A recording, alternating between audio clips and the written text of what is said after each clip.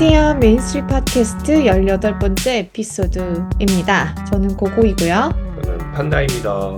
18번째 에피소드는 RFK 주니어가 매우 강하게 주장하고 있는 메디컬 프리덤 무브먼트에 대해서 얘기해 보려고 합니다. 원래 RFK 주니어는 인디펜던트 무소속으로 트럼프, 해리스 그리고 이렇게 세 번째 후보로 한 5% 정도의 지지율을 가지고 있었던 후보였는데 8월 23일에 트럼프의 지지 선언을 했습니다. 지금 워낙 양당이 치열하게 비등비등하게 다투고 있는 상황에서 RFK 주니어가 트럼프 쪽으로 혹하겠다 됨에 따라 약간의 RFK 주니어 지지자들이 트럼프 속으로 돌아섰다면 그것이 아마 조금이라도 유의미했을 텐데요.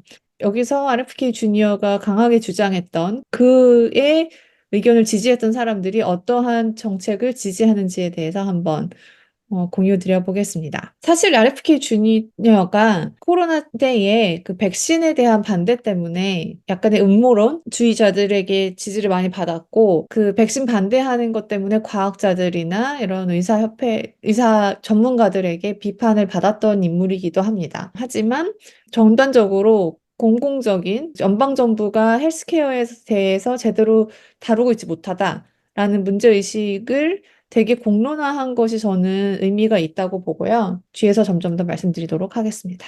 RFK 주니어가 주장하는 메디컬 프리덤 무브먼트가 트럼프가 지금 주장하고 있는 연방정부의 힘을 축소하고 효율화하는 그런 큰 아젠다가 서로 일치하는 방향이 있었기 때문에 둘이 이렇게 연합을 할 수 있었는데요. 오늘 에피소드에서는 한국 언론들이 많이 다루지 않는 지금 RFK 주니어가 매우 강하게 지적하고 있는 미국 헬스케어의 비효율적인 문제, 이해충돌 문제 등에 대해서, 그리고 RFK 주니어가 그 문제들을 어떻게 해결하고자 하는지 그 정책들에 대해서 살펴보도록 하겠습니다. RFK 주니어가 누구냐라는 걸 간단히 설명드리면 케네디 가문의 사람입니다. 아시는 것처럼 케네디 가는 민주당의 가문이죠. 그리고 유명하신 존 F 케네디가 RF 케네디 주니어의 삼촌에 해당합니다. 그리고 RFK 주니어의 아버지인 RFK가 역시 그 암살로 돌아가셨었는데요. 이분은 그래서 전반적으로 케네디가는 민주당의 뿌리라 할 수 있는데, 이분이 무소속 후보로 대선에 나간다는 결정을 내렸을 때부터 이 가문은 사실 반대를 했었습니다. 왜냐하면 민주당의 케네디 가문에서 지금 민주당을 나가서 무소속으로 출마한다는 것 자체에 많은 반대를 했었는데요. 그런데 이 이후에 트럼프 쪽으로 지지를 돌아섰기 때문에 사실 케네디 가문에서도 많은 비판을 하고 있고, 또 케네디 가문을 사랑하는 사람들 역시 RFK 주니어가 케네디 가문의 사람임에도 불구하고 비판하는 목소리 또한 있습니다. 또한 RFK 주니어가 팬데믹 당시에 백신에 대한 반대 여론을 만들었고, 그것 때문에 지지하는 사람들이 많았었기 때문에 과학자들 사이에서는 이러한 비과학적인 음모론이 점점 퍼지는 것 때문에 RFK 주니어의 방향에 대해서도 비판하는 움직임들이 있었습니다. 그런데 지금 이렇게 두 분이 만나게 됐고, RFK 주니어는 트럼프의 유명한 구호인 마가에 이어 Make America Healthy Again 이라는 구호를 외치며 선거 운동을 하고 있고, 구체적인 정책들을 쏟아내고 있습니다. 그리고 RFK는 트럼프가 승리를 하게 되면 트럼프 쪽에서 보건복지부 장관을 포함해 자신의 행정부에서 이런 전반적인 헬스케어 정책을 수립할 수 있는 직책을 주겠다고 약속했다라는 걸 보도가 되었었고요.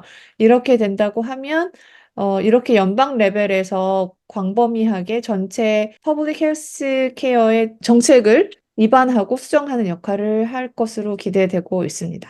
지금 미국에서 벌어지고 있는 헬스케어 문제에 대해서 저는 이 현상이 되게 의미 있다고 보는 것 중에 하나가, 모든 사람들이 특히 미국인조차 미국의 헬스케어 시스템 정말 개떡 같다, 정말 문제가 많다라고 모든 사람들이 지적하지만 그 누구도 손대서 해결할 수 있겠다는 생각을 하지 않고 그냥 어쩔 수 없이 받아들이는 것처럼 지금까지 계속 지내왔었는데요. 이거를 정치인이 이렇게 칼을 빼들고 큰 목소리를 크게 낸다는 것 자체가 되게 의미가 있습니다. 왜냐하면 그동안에는 정치인들도 이 문제를 알았지만 워낙 복잡하게 그 이익 구조가 연결되어 있는 문제다 보니까 어떻게 뭐 하나 손을 쉽게 해결할 수 없는 문제라서 뭐 보험사랑도 연관이 되어 있을 거고요. 되게 복잡한 문제인데 어찌됐든 이런 지금 정치적인 흐름 때문에 이게 수면 위로 올라왔고 제가 관찰하고 있는 재밌는 바는 이게 이렇게 수면 위로 올라오기 때문에 뭐 의사분들이나 뭐 과학자분들이나 약간 그런 연구 조작이나 아니면 뭐 부당하게 지원을 받았던 이런 문제들에 대해서 공공연하게 더 많이 대놓고 이야기하는 분위기가 지금 생기고 있습니다. 그래서 저는 이러한 움직임 자체가 되게 큰 영향을 주는 상황이라고 보고 있는데요. 지금 보시는 것처럼 1인당 헬스케어에 들어가는 돈이 가장 많습니다. 역시 천조국이죠. 그런데 안타깝게도 수명은 이렇게 잘 사는 나라임에도 불구하고 정말 처참하게 수명이 낮는 것을 통계적으로 볼 수 있습니다. 그런데 더군다나 지금 이 많은 헬스 관련된 정부 지출의 86% 정도가 만성 질환에 지금 많이 돈이 쓰이고 있다고 해요. 미국인들이 10명 중에 6명은 만성 질환에 시달리고 있고 two or more의 그 만성 질환을 가지고 있다고 합니다. 우리가 만성 질환이라고 하면 심장병, 암, 그리고 뇌출혈, 알츠하이머 이런 여러 가지 문제들이 있는데 이런 그 만성 질환을 정말 많은 미국인들이 겪고 있고 또 지금 그 RFK 주니어 쪽에서 매우 심각하게 인식하고 있는 것은 어린이들의 만성 질환입니다. 어린이들 역시 지금 이런 많은 만성 질환을 겪고 있어서 역대 최고로 아픈 지금 어린이들이 살고 있다. 미국에는 이게 말이 되지 않는다라고 문제의식을 제기하고 있습니다. 그리고 아시는 것처럼 이게 되게 미국에 이렇게 건강을 수호해야 하는 집단이 사실은 이거 P&G로부터 뭐 연구 뭐 이런 돈을 받아서 사실은 시드 오일이 되게 많은 연관성을 가지고 있는데 saturate fat이 heart disease랑 연관이 깊다고 이런 식으로 뭐 연구를 발표했다라는 이야기들 그리고 이렇게 큰 11개의 대기업들이 지금 미국 사람들이 먹고 마시는 모든 것을 다 관장하고 있다. 이들은 자기네 이익 추구에만 관심이 있기 때문에 미국 사람들의 건강을 전혀 고려하지 않는다라는 문제가 점점 크게 제기되고 있습니다. 그래서 RFK가 지금 주장하는 바들에 대해서 제가 잠깐 간단하게 그 한국어로 번역해서 갖고 왔는데요. 이걸 보면 거꾸로 지금 이런 걸 제시한다는 자체가 미국 사회에 얼마나 만연하게 문제들이 있는지를 한 문장, 두 문장으로 잘 정리된 글이라서 이걸 통해 지금 미국의 헬스케어 시스템의 문제점을 잘 볼 수 있을 것 같습니다. 보시면 미국 FDA 지침 자문위원회 회원들이 95%의 회원들이 이해관계를 갖고 있다고 합니다. 한마디로 미국 사람들한테 어떤 걸 먹어야 건강에 좋아라는 그 가이드라인을 만드는 보드 멤버들이 사실은 식품 및 또는 의약품 산업에서 돈을 받거나 종사하고 있는 그런 사람들로서 이해관계 충돌의 포지션에 있는 사람들이 많습니다. 특히 이렇게 이렇게 큰 대기업들과 연결이 되어 있는데요. 이렇게 모든 것들이 이해관계 세팅이 특히나 정책이나 이런 거 있어서는 중요한데 이렇게 95%의 이해관계 충돌이라는 것이 저는 매우 놀라웠습니다. 그리고 처방약 사용자 수수료법 개혁, 이게 약간 한국말로 번역하니까 조금 이상한 것 같긴 한데, FDA가 사실은 그 약품 회사로부터 이렇게 수수료를 받는다고 하는데요. 그 수수료가 사실 FDA의 예산의 75% 정도를 차지한다고 합니다. 그렇게 되다 보니까 FDA가 제약회사로부터 완전하게 독립적이기 어려운 이런 문제가 있을 수 있습니다. 그리고 이렇게 비용이 크다 보니 작은 기업이 상대적으로 새롭게 진입을 하는 것이 어려워지는 진입 장벽 자체로 작용을 하고 있고 검증에 있어서도 독립적으로 공정하게 하기에 어려운 구조가 세팅되어 있다라고 문제를 지적하고 있습니다. 또한 NIH 에서 지원금을 받아서 많은 연구들이 지금 되고 있는데요. 지금 2012년부터 올라가는 프로퍼블리카의 분석에 따르면 연방 자금으로부터 지원을 받은 연구자들의 8,000명 이상이 다른 식품 회사나 제약회사나 이렇게 이해 충돌이 있는 업체로부터 또 재정적인 지원을 받는 그런 연구자가 있었다고 합니다. 그러니까 한마디로 지금 그 짚는 모든 문제들이 이해 충돌 문제를 다 지금 짚고 있어요. 그렇기 때문에 연방정부의 돈을 받아서 연구를 했음에도 불구하고 그 프라이빗 섹터로부터 돈을 받기 때문에 이 100% 인디펜던트하게 연구를 할 수 있냐라는 게 상황이 된 거죠. 그리고 또한 지금 미국이 헬스케어가 아니라 시케어 한다. 그러니까 그러니까 병을 케어하는 거지 진짜 건강을 케어하는 구조가 아니다라는 이야기를 많이 하고 있습니다. 그래서 병에 집중하는 것이 아니라 제약회사에 끌려다니는 게 아니라 진짜로 미국인들의 건강을 책임질 수 있도록 예방과 대안 및 전체적인 건강 접근 방식에 투자하는 방향으로 NIH의 연구 예산을 증액해야 된다라는 것을 제안하고 있습니다. 이렇게 보시면 시기와 뒤에 또 운동에 관한 얘기들이 나오는데요. 그러니까 이런 것들을 잘해야 하는 인센티브 스트럭처가 사회에 셋업되어 있지 않는 거예요. 그러니까 지금 사회가 제약회사가 끌고 가고 있고, 그리고 저렇게 큰 식품회사들이 끌고 가고 있기 때문에 실제로 이윤이 남는 음식을 점점 더 먹게 하는 인센티브, 그리고 약을 점점 더 먹게 하는 인센티브가 사회에 세팅되어 있지, 실제 모든 미국인들이 질병을 예방하고 건강을 적극적으로 관리하는 쪽으로는 사회적인 인센티브 스트럭처가 전혀 세팅되어 있지 않다라는 것을 이야기하고 있습니다. 그리고 또한 연방정부가 기금을 지원하는 의과대학에서 영양교육 및 기능의학이 필요하다고 주장하고 있습니다. 이는 앞에서 지금 얘기한 대로 지금 미국의 만성질환이 정말 큰 문제인데 사실 이러한 만성질환은 예방이 가능함에도 불구하고 식습관이나 운동 이런 것들을 연구하거나 하지 않음으로써 심지어 의과대학에서도 영양 과목은 필수로 이수하지 않아서 모든 의사분들이 그 특별한 병에만 집중한 전문가가 되지 이 오버올 바디 시스템 레벨에서 예방하는 분야에 대해서는 교육을 받지 못하는 것을 지적을 하고 따라서 연방정부가 지원하는 의과대학에서 영양교육 및 기능의학이 필요하다고 지금 얘기하고 있는데요. 그래서 제가 연방정부가 기금을 지원하는 의과대학이 어디 있는지를 한번 찾아왔는데 저희가 많이 들어본 유명한 의과대학은 다 연방정부가 즉 기금을 지원하는 의과대학에 속하고 있습니다. 한마디로 지금 그 의과대학에서 뭘 가르쳐야 되냐? 의과대학에서도 예방을 가르쳐야 된다라고 얘기하고 있고, 사실 이게 지금 미국에서 벌어지고 있는 가장 큰 문제 중에 하나가 워낙 그 소송이 많은 나라이다 보니까 그 스페셜리스트도 자기가 전문인 분야 외에는 터치하지 않으려 하는 문화가 있잖아요.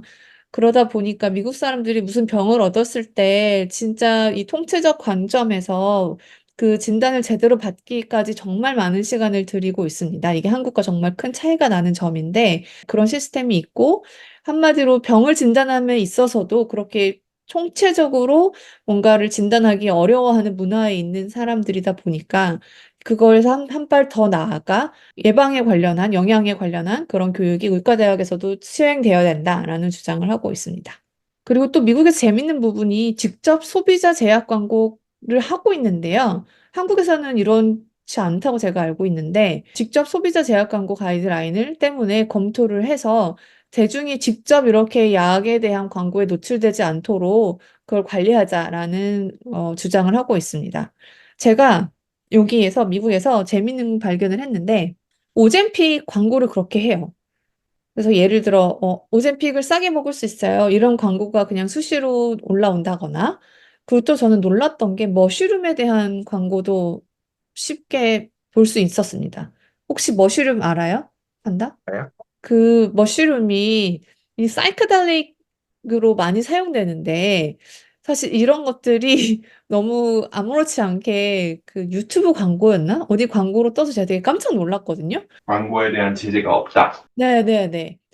예를 들어 오젬픽 같은 경우는 사실 되게 부작용이나 사이드 이펙트가 있을 수 있는데 그런 거에 대한 언급 없이 그저 우리 솔루션을 사용하면 뭐 일주일에 얼마 뭐 훨씬 싸게 할 수 있어요. 이렇게만 광고를 한다거나 그리고 저 사이크델릭에 사용되는 머쉬룸 같은 경우에 우울증이나 뭐 이런 것들이 개선에 좋다고 알려져 있는데 약간 그냥 마치 서플먼트를 광고하는 것처럼 광고하더라고요. 그래서 저는 진짜 미국에서 이러한 약품에 대한 소비자 직접 광고가 되게 자유롭구나라는 걸 경험을 하고 있어서 공유드려봤습니다.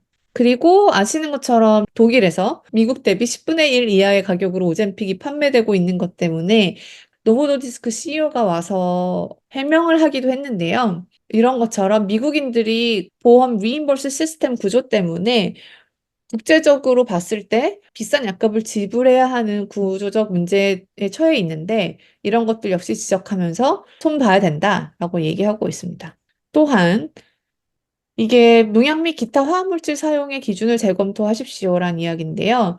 제가 미국에 있으면서 되게 놀랐던 게 이게 보시면 똑같은 브랜드 이름을 사용하는 제품이지만 사실 그것에 사용되고 있는 성분은 전혀 다른 것을 볼 수 있고 화학 제품 사용이 유럽 같은 경우는 되게 엄격하게 제재를 하는데 반해 미국의 뒤에 성분표를 보면 정말 어서 뭐 듣도 보도 못한 엄청난 긴 이름의 성분들을 가진 그렇게 프로세스드 푸드가 많이 만들어져 있는 것을 볼 수 있습니다.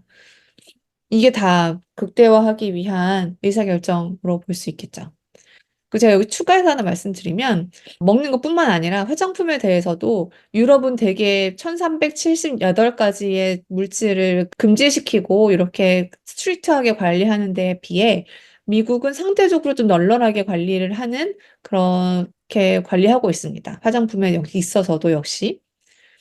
제가 추가적으로 하는 재밌는 얘기를 설명드리면 대신 선스크린 같은 경우에 재밌는 거는 미국에서 그동안 이게 드러그로 분류가 됐었어요. 그래서 한국에서랑 달리 미국에선 선크림을 그 오버 그 카운터로 드러그로 사용을 하고 있었기 때문에 우리나라처럼 이렇게 매일 바르는 문화가 없었거든요. 근데 최근 들어 그 UV가 엔타이 에이징뿐만 아니라 실제로 지금 캔서를 많이 발생한다는 보고 때문에 이제서 최근 몇 년 전에서부터 학생들에게 선스크린 사용을 권고하고 있습니다. 그 전에는 이게 약품이어서 학생들이 학교에 선스크린을 가져가지도 못했다고 알고 있어요. 그래서 보시면 다른 화학약품들은 되게 엄격하지 않게 관리했던 데에 비해 선스크린에 대해서는 되게 엄격한 룰을 가지고 있었거든요. 근데 최근에 그게 바뀌었고 제가 여기서 재밌는 거 하나 설명을 드리면 2014년에 선스크린 이노베이션 액트라는 게 발의가 돼서 그 전까지는 되게 오랫동안 추가적인 인그레디언트를 어프로브가 하지 않았었는데 이 이후에 추가적인 인그레디언트를 어프로브 받은 게 한국의 물질이었다고 합니다. 그래서 이게 지금 미국에서 한국 선스크린이 되게 이 기회를 잘 치고 나와서 프로덕트를 만들었고 지금 마케팅도 되게 잘해서 미국 내에서 지금 선스크린이 되게 인기가 높거든요. 아마존에서도 뭐 넘버 원 셀링 프로덕이 한국의 프로덕으로 지금 잘 알려져 있고 이 기회를 타서 지금 한국 그 뷰티 인디 브랜드 작은 브랜드들이 지금 미국의 진출을 되게 노리고 열심히 준비를 하고 있습니다. 제가 이 얘기를 드리는 건 한국 쪽에서 들은 게 아니라요. 재밌는 건 영국에서 지금 피부과 의사 분이 얘기해 주신 자료였습니다. 그래서 한국이 되게 이 기회를 잘 차고 들어가서 비즈니스적으로 성공을 이뤄냈다라는 걸 공유드리고 싶었습니다. 그리고 또 하나 재밌는 거는 모든 미국인에게 저축 계좌를 제공하여 환자 선택권을 증가시킨다. 이게 설명드리면 HSA라는 저축 계좌에다가 돈을 저금을 하면 세금 혜택을 주는 거예요. 그리고 여기에 적립된 금액은 보험 공제액, 처방약, 의료비, 치과비, 난과 비용 등 의료 관련된 비용으로 쓸 수가 있는 겁니다. 꼭 저희 무슨 ISA 계좌 하는 것처럼 헬스 세이빙 어카운트라고 해서 공제 혜택 주고 여기에 들어간 돈을 헬스케어에 쓸 수 있도록 즉 노년에 이러한 많이 발생하는 헬스케어에 대한 비용을 미리 저축을 해서 대비할 수 있도록 만든 이런 계좌인데 이게 양당에서 동의하는 의료 정책이고 저는 이 개념이 되게 재밌었었고요. 우리나라도 지금 저희 고령화 문제 때문에 많은 얘기가 되고 사회적으로도 대비가 필요할 텐데 이게 괜찮은 아이디어 같다는 생각이 들었습니다. 근데 미국과 다른 점은 미국은 이게 그 보험이랑도 연관돼야 돼가지고 보험과 엮인 부분이 있는데 뭐 이건 저희랑 상관없으니까. 네.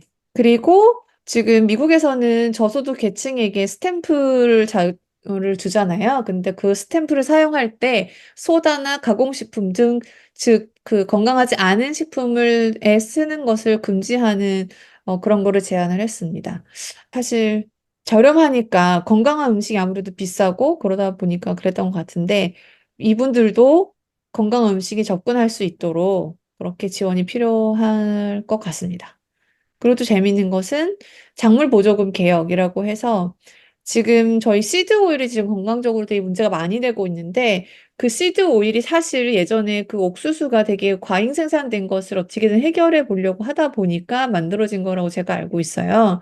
그런데 아직까지도 지금 이 옥수수 대두 밀 이쪽으로는 오히려 많이 생산할 수 있도록 인센티브가 스트럭처가 만들어져 있고 때문에 이 보조금을 개혁해서 오히려 과일과 채소에 보조금이 갈 수 있도록 보조금을 개혁해야 된다라는 제안을 하고 있습니다.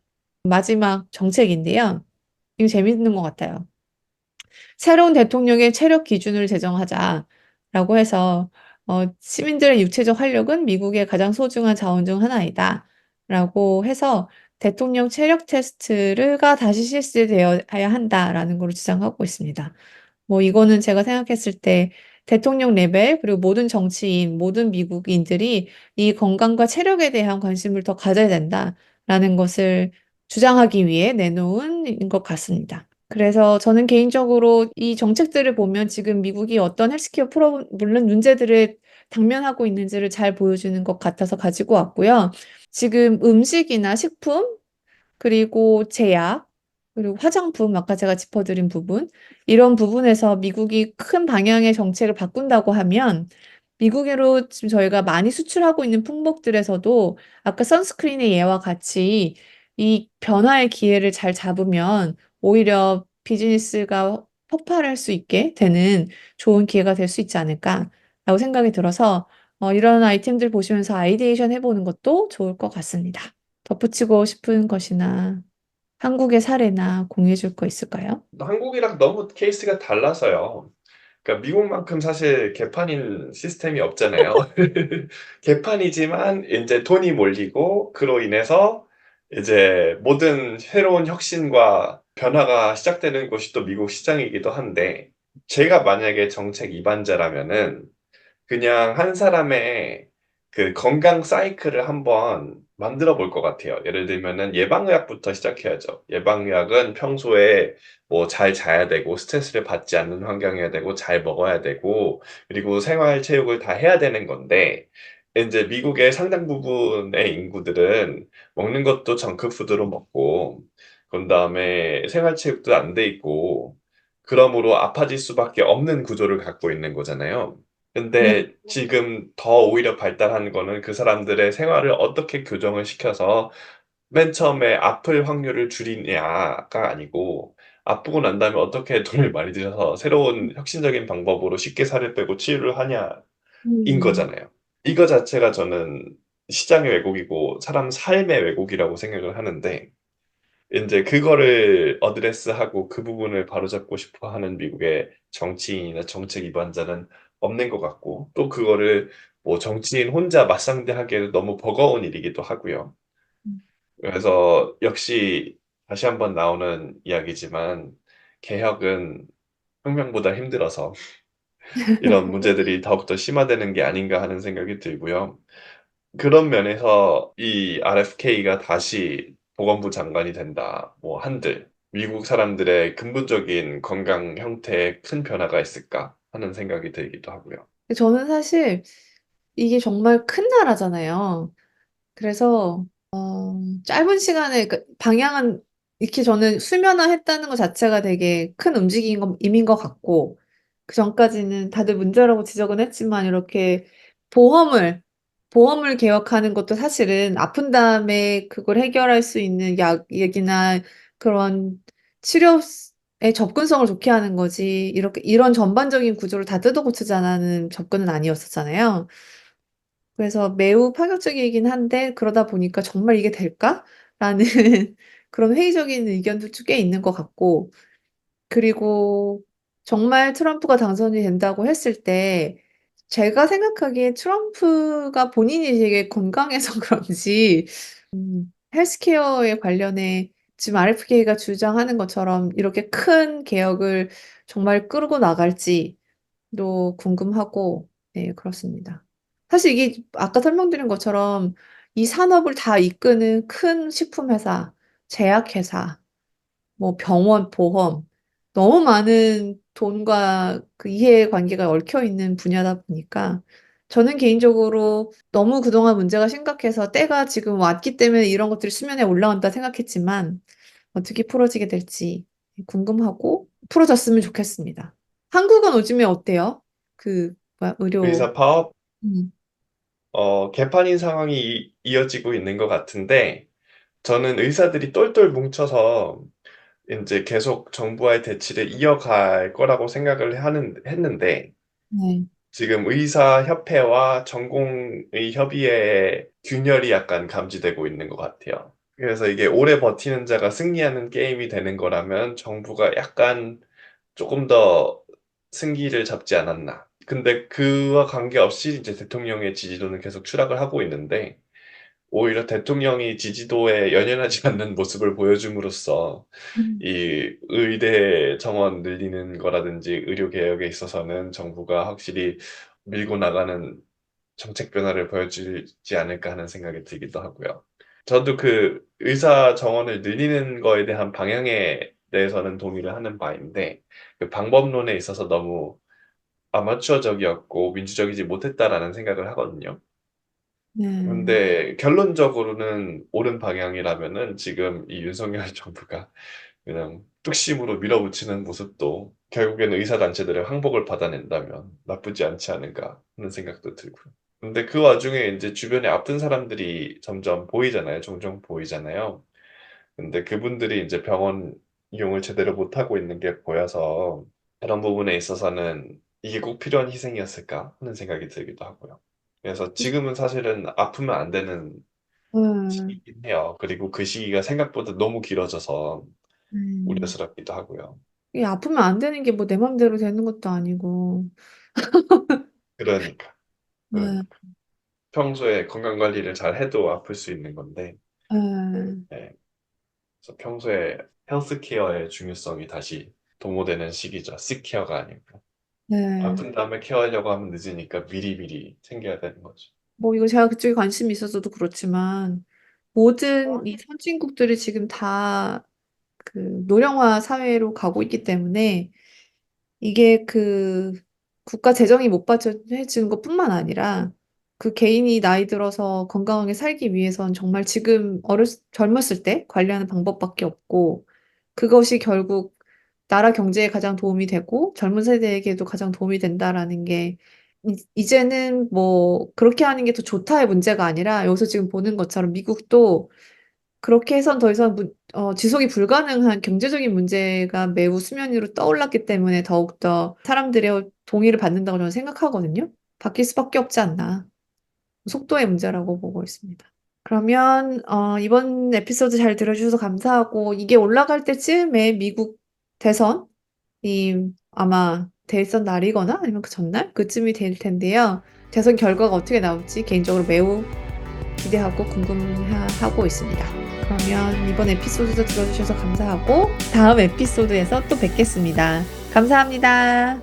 안녕. 안녕.